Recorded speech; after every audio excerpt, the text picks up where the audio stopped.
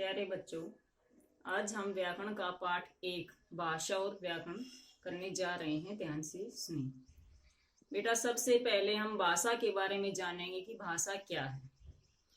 अगर हम भाषा को नहीं जानेंगे तो हम अपने विचारों का आदान प्रदान नहीं कर सकते।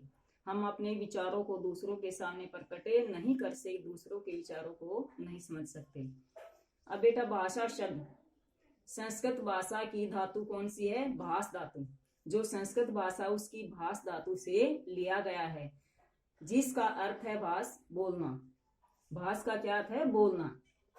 तो भाषा वह साधन है जिसके द्वारा हम अपने विचारों को बोलकर या लिख कर प्रकट कर सकते हैं और दूसरों के विचारों को हम आसानी से समझ सकते हैं। तो भाषा बेटा कैसा साधन है? विचारों का आदान प्रदान करने का साधन है कि भाषा से हम दूसरों के विचारों को सुन सकते हैं, दूसरों ने जो विचार लिख रखे उसको पढ़ सकते हैं।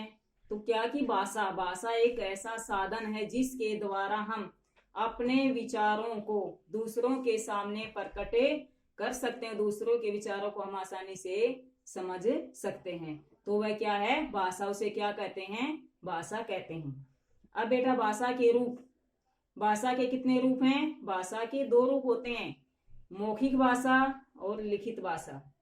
मौखिक भाषा, मौखिक भाषा कौन सी होती है? मुख के द्वारा बोलकर, जब हम बोलकर अपने विचारों को प्रकट करते हैं उसको हम क्या कहेंगे? मौखिक भाषा। लिखकर अपने विचारों को प्रकट करेंगे उसको क्या कहेंगे? लिखित भाषा। अब मौखिक भाषा जैसे कहानी सुनाना क्या है बेटा? मौखिक भाषा। अगर उस कहानी को हम लिखेंगे तो क्या हो जाएगी? लिखित भाषा।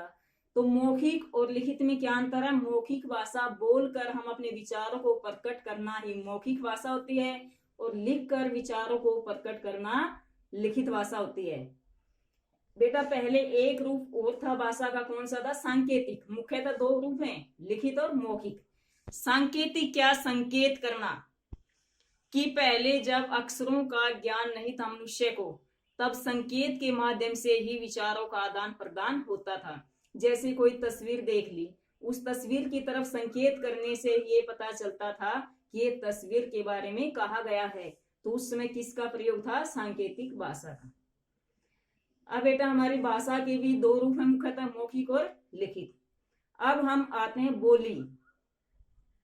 बोली क्या होती है? कि बोली का क्षेत्र सीमित होता है, एक इकाई क्षेत्र में ही बोली जाती है। कि हम थोड़े से क्षेत्र में ही जो बोलने वाली भाषा होती है उसको हम क्या कहेंगे? बोली। जैसे हरियाणवी है, कुछ एरिया, कुछ क्षेत्र है जिसमें ये भाषा बोली जाती है। खड़ी बोली है कि कुछ ही भाग में बोली जाती है, जिसका दायरा सीमित होता है, उसको हम क्या कहेंगे? बोली। फिर हमारी उपभाषा। उपभाषा क्या है? अब उपभाषा का जो क्षेत्र है बोली से थोड़ा ज्यादा है, विस्तृत क्षेत्र है। जैसे जब जिस बोली का प्रयोग साहित्य रचना में करते हैं तो उस समय तब वह बोली न रहकर क्या बन जाती है? उपभाषा। जैसे खड़ी बोली है, खड़ी बोली में अगर हम साहित्य रचना, कोई नाटक लिखेंगे, कविता लिखेंगे, जैसे जयशंकर प्रसाद है, खड़ी बोली में उन्होंने कविता लिखी है, नाटक लिखे हैं, तो वो क्या है? उस समय उनकी एक उपभाषा है, बोली नहीं है खड़ी, क्या है? ये उपभाषा बन जाती है। तो उपभाषा कब बनती है? जब जिस बोली का प्रयोग साहित्य रचना में किया जाता है तब वह बोली न रहकर उपभाषा बन जाती है। अब बेटा, मातृभाषा। मातृभाषा क्या है?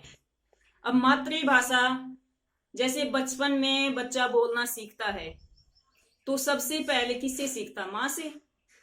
माँ कहलाती ना उसे शब्द कि बेटा ये शब्द बोल, ऐसे बोल।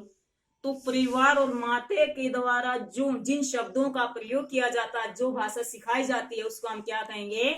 मातृभाषा।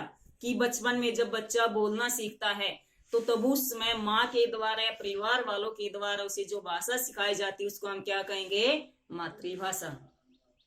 अब भाषा का मानक रूप क्या होता है? मानक रूप एक शुद्ध रूप भाषा का, जिसे शिष्ट व्यक्ति, सुशिक्षित जो व्यक्ति हैं जिस भाषा का प्रयोग करते हैं कि व्याकरण की दृष्टि से भाषा बिल्कुल शुद्ध है, तो उसको हम क्या कहेंगे? मानक भाषा। कि व्यक्तियों के द्वारा, जो शिष्ट व्यक्तियों के द्वारा जिस भाषा का प्रयोग किया जाता है, यानी कि भाषा का एक सुधरा रूप है, उसको हम क्या कहेंगे? मानक भाषा। कि मानक भाषा का होता है सुधरा रूप। कि पहले भाषा शब्द जैसे हिंदी को है, पहले हिंदी में आधा नए बीच में लिखते थे, लेकिन अब उसका मानक रूप क्या है कि उसकी बिंदी लगा देते हैं, तो मानक रूप बन जाता है। कि ऐसे जब शब्दों में परिवर्तन करके जब नए शब्द बनाए जाते हैं, तो उसका मानक रूप होता है, सुधरावा रूप होता है। जो सुशिक्षित व्यक्ति होते हैं वे अपने व्यवहार में उसी भाषा का ही प्रयोग करते हैं। तो भाषा का कौन सा रूप है? मानक रूप है। फिर बेटा हमारी लिपि। अब लिपि क्या है? लिखने के ढंग को सामान्यतः लिपि कहते हैं। लिखने के ढंग को क्या कहते हैं? लिपि। लेकिन बेटा लिखने के ढंग कैसा? वो क्या होता है बेटा? जैसे हम शब्दों को लिखते हैं, शब्दों को लिखने में हमें किसकी आवश्यकता होती है? मात्राओं की आवश्यकता होती है। जब हम उन पर मात्राएं लगाते हैं कि यहाँ पर ऊ की मात्रा आएगी, छोटी की आएगी, बड़ी की आएगी, जो मात्राएं हम लगाते हैं, उन मात्राओं में जिन चिन्हों का प्रयोग किया जाता है, जो मात्राओं का प्रयोग किया जाता है, उसको हम क्या कहेंगे? लिपि। कि लिखाई के लिए किए गए निश्चित चिन्हों को क्या कहते हैं? लिपि। हिंदी की लिपि कौन सी है? देवनागरी। अब जो देवनागरी लिपि है, इसमें मात्राओं की संख्या कितनी है? कि मात्राएं बेटा स्वर में होती है, व्यंजन में होती हैं? स्वर में होती हैं। स्वर कितने होते हैं? 11। 11 स्वर में मात्राएं कितनी होती हैं? 10 होती हैं बेटा।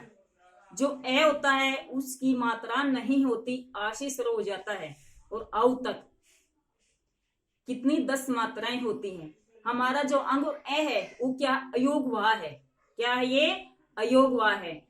तो लिपि में मात्राओं की संख्या कितनी है? 10 है।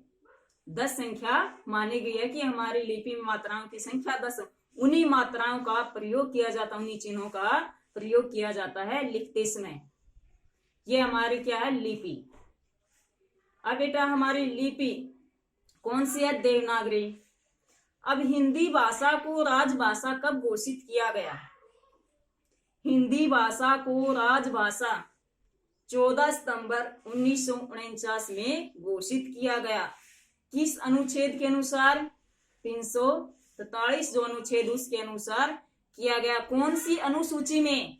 8वीं अनुसूची में राजभाषा हिंदी को माना गया है, घोषित किया गया कि हमारी जो हिंदी है राजभाषा की, जो कार्यालयों में इससे कार्य किया जाता है। तो कौन से? राजभाषा की कार्यालयों में जो कार्य किया जाएगा, किसमें किया जाएगा? हिंदी में। तो हिंदी भाषा को हमें विशेष दर्जा दिया गया। कब दिया था?